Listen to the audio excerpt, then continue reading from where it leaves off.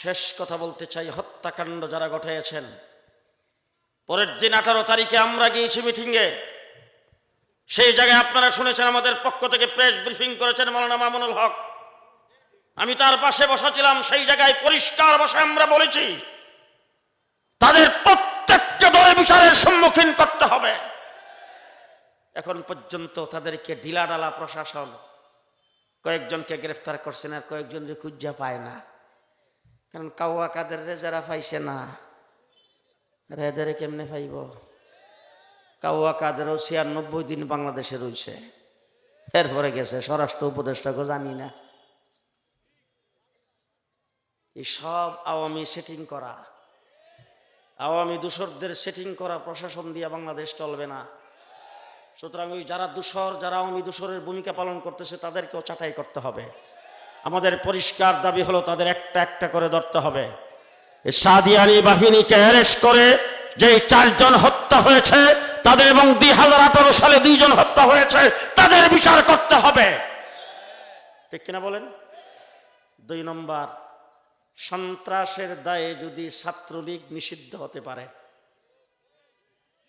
সাদিয়ানি বাহিনীও নিষিদ্ধ হতে পারে, তাইলে বলবো তাদেরকে ঘোষণা দিয়া, তত্ত্বাবধায়ক সরকারের পক্ষ থেকে ঘোষণা দিয়া তাদেরকে নিষিদ্ধ করতে হবে। বাংলাদেশে তাদের চলবে না।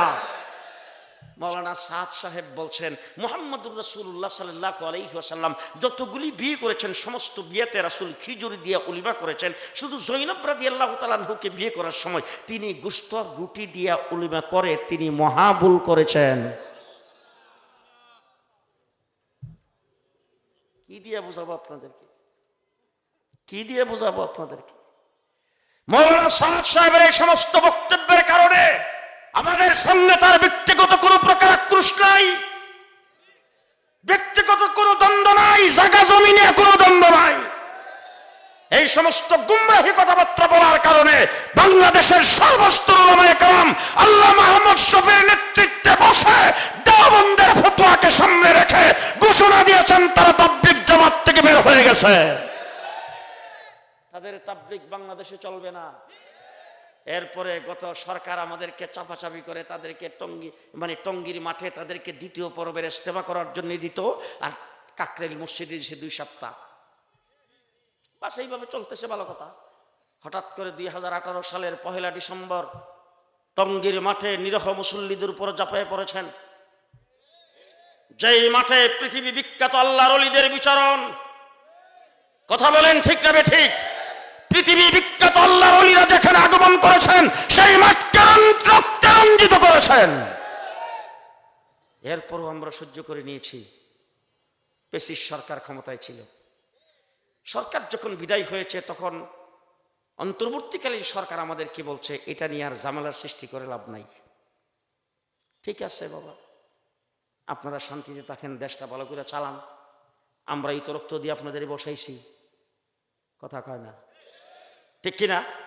আমাদেরকে হাতে ধরে বলছেন, স্বরাষ্ট্র উপদেষ্টা জিজ্ঞেস করেন, সিট থেকে উঠতে আইসা হাতে ধরে বলছেন, হুজুর যেইভাবে আসেন এইভাবে থাকেন, ইজতেমার 2য় পর্ব তাদেরকে করতে দেন, কাকরাইল মসজিদে তারা 2 সপ্তাহ থাকুক। ঠিক আছে, মানে নিলাম। এখন তারা ইজতেমার মাঠে রাতের অন্ধকারে, পরিষ্কার ভাষায় বলছি, ভালো করে আপনারা মিলে এলেন, 2013 সালে নবী প্রেমিক তাওহীদি জনতা আলেম ওলামায়ে কেরাম শাপলা চত্বরে শ্রেষ্ঠত্বের বেলা জিকিররত, সাজদারত, তাহাজ্জুদরত, মুনাজাতরত মানুষের উপরে হাইনার মতো ঝাঁপিয়ে পড়ছিল আওয়ামী পেশিস সরকার। ঠিক একই কায়দায় 2024 সালের 17 ডিসেম্বর দিবাগত রাত্রে 3টার সময় রাতের অন্ধকারে তাহাজ্জুদরত, জিকিররত নিরহ মুসল্লিদের উপর ঝাঁপিয়ে পড়েছেন সাদিয়ানি বাহিনী। 4 জন সেখানে হত্যা হয়েছে। এখন তারা বিভিন্ন জায়গায় লাইভে আইসা বক্তব্য দিতেছেন, হ্যাঁ আমাদের লোকজন সারা বাংলাদেশ থেকে আসছে, আর বিভিন্ন জায়গায় তারা তাদের উপর আক্রমণ করে তাদেরকে হত্যা করতে শুরু করেছেন, তাদের রক্ত জড়াইতে শুরু করেছেন। বাবার বেটা হলে একটা ভিডিও দেখা, একটা দেখা কোথাও। 18 তারিখে স্বরাষ্ট্র মন্ত্রণালয় থেকে আমাদেরকেও ডাকছে, আমিও সেখানে ছিলাম, তাদেরকেও ডাকছে, আসেন। তারা প্রথম পর্ব ইজতেমা করতে চাইতেছে, তাদের সাপকে আসতে দিতে হবে, আবার বৈষম্য দূর করে তাদেরকে অর্ধেক অর্ধেক দিতে হবে কাকরাইল মসজিদে।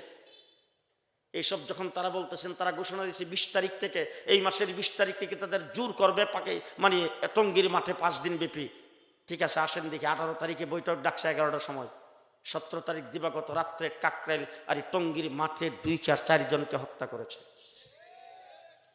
এবার আমি আপনাদের সামনে বলতে চাই, এই হত্যাকাণ্ড ঘটায় পরাজিত শক্তির প্ররোচনায় ভারতের দল হিসাবে বাংলাদেশের টঙ্গীর মাঠে রক্ত জমায়েছেন, তাদের ইজতেমা টঙ্গীর মাঠে হবে না। দেখি কারা কারা রাজি। তারা ইজতেমা করার জন্য মাঠে ঢুকার নৈতিক অধিকার হারিয়ে ফেলেছেন। ঠিক না বেঠিক? ঠিক না বেঠিক? 2 নম্বর কথা বলতে চাই, তাদের 2 সপ্তাহ সেই কাকরাইল মসজিদে আর ঢুকতে পারবে না।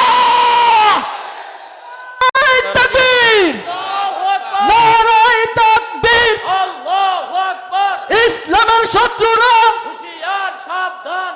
শেষ কথা বলতে চাই, হত্যাকাণ্ড যারা ঘটিয়েছেন, পরের দিন 18 তারিখে আমরা গিয়েছি মিটিংয়ে। সেই জায়গায় আপনারা শুনেছেন, আমাদের পক্ষ থেকে প্রেস ব্রিফিং করেছেন মাওলানা মামুনুল হক। আমি তার পাশে বসেছিলাম। সেই জায়গায় পরিষ্কার ভাষায় আমরা বলেছি, তাদের প্রত্যেককে ধরে বিচারের সম্মুখীন করতে হবে। এখন পর্যন্ত তাদেরকে ঢিলাঢালা প্রশাসন, কয়েকজনকে গ্রেফতার করছেন আর কয়েকজনকে খুঁজা পায় না। কারণ কাউয়া কাদের যারা পাইছে না, এদের কেমনে পাইব? কাউয়া কাদেরও 96 দিন বাংলাদেশে রয়েছে, এরপরে গেছে স্বরাষ্ট্র উপদেষ্টাকে জানি না। এই সব আওয়ামী সেটিং করা, আওয়ামী দূষরদের সেটিং করা প্রশাসন দিয়ে বাংলাদেশ চলবে না। সুতরাং ওই যারা দূষর, যারা আওয়ামী দূষরের ভূমিকা পালন করতেছে, তাদেরকেও চাটাই করতে হবে। আমাদের পরিষ্কার দাবি হলো, তাদের একটা একটা করে ধরতে হবে। সাদিয়ানি বাহিনীকে অ্যারেস্ট করে যেই 4 জন হত্যা হয়েছে তাদের, এবং 2018 সালে 2 জন হত্যা হয়েছে, তাদের বিচার করতে হবে। ঠিক কিনা বলেন?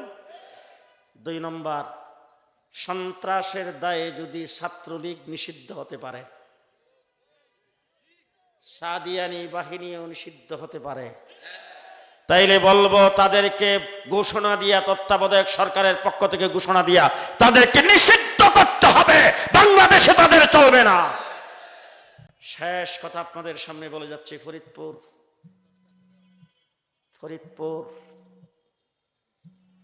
শামসুল হক ফরিদপুরি রহমতুল্লাহ আলাইহির এলাকা। আজকে আমি খুব অসুস্থ শরীর নিয়ে গোপালগঞ্জ গেছি। কয়েক হাজার ওলামায়ে কেরাম সেখানে জমা হয়েছে। আমি তাদের সামনে বলেছি, আপনাদেরকে মাথায় রাখতে মনে চায়, আপনারা শামসুল হক ফরিদপুরির দেশের মানুষ। আজকে ঢাকা শহরে 400-র উপরে দাওরে হাদিস পর্যন্ত মাদ্রাসা, সেই মাদ্রাসার গোড়াপত্তন করেছেন শামসুল হক ফরিদপুরি রহমতুল্লাহ। সারা বাংলাদেশে হাজার হাজার মাদ্রাসার সর্বপ্রথম সবক হযরত শামসুল হক ফরিদপুরি রহমতুল্লাহ আলাইহি দিয়েছেন। সেই শামসুল হক ফরিদপুরি রহমতুল্লাহ আলাইহির দেশের মানুষ, আপনাদেরকে আহ্বান জানাবো, আপনাদের এই শহরের, এই ফরিদপুরের কোন মসজিদে সাদিয়ানি বাহিনীর সন্ত্রাসী গ্রুপের কোন তাবলীগ জামাত চলবে না। দেখি তো কাটা কাটা রাজি আছেন তো?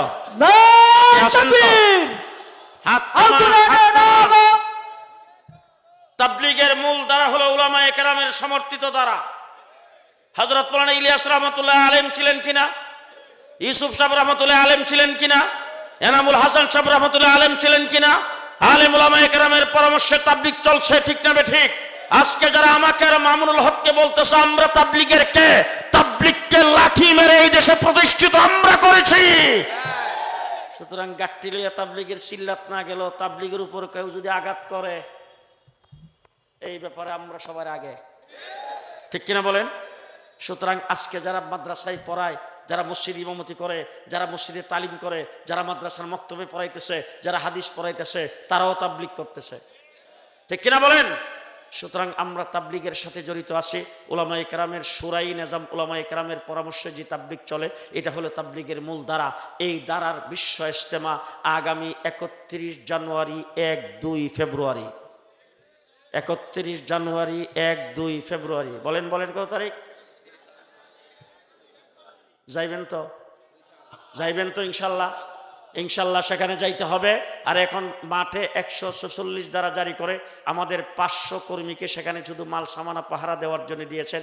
মাঠ আমাদের দখলে আছে ইনশাল্লাহ, কাজের পারমিশন এখনো পাওয়া যায়নি। যখন 146 দ্বারা উঠে নেওয়া হবে, মাঠ প্রস্তুত করার জন্য যখন আহ্বান আসবে, যারা যাইতে পারেন তারা যাবেন, যাইয়া সে মাঠকে প্রস্তুত করতে হবে ইজতেমার জন্য। আগামীকাল সকাল 10টায় কন্তঙ্গীর মাঠে হত্যাকাণ্ড ঘটাইবার প্রতিবাদে সন্ত্রাসীদেরকে গ্রেফতার এবং তাদের তাবলীগকে নিষিদ্ধ ঘোষণার দাবিতে কালকে আপনাদের ফরিদপুর শহরে বিক্ষোভ সমাবেশ অনুষ্ঠিত হবে। আপনারা থাকবেন তো ইনশাআল্লাহ? আল্লাহ কবুল মঞ্জুর করুক। সবাই বলেন আমিন।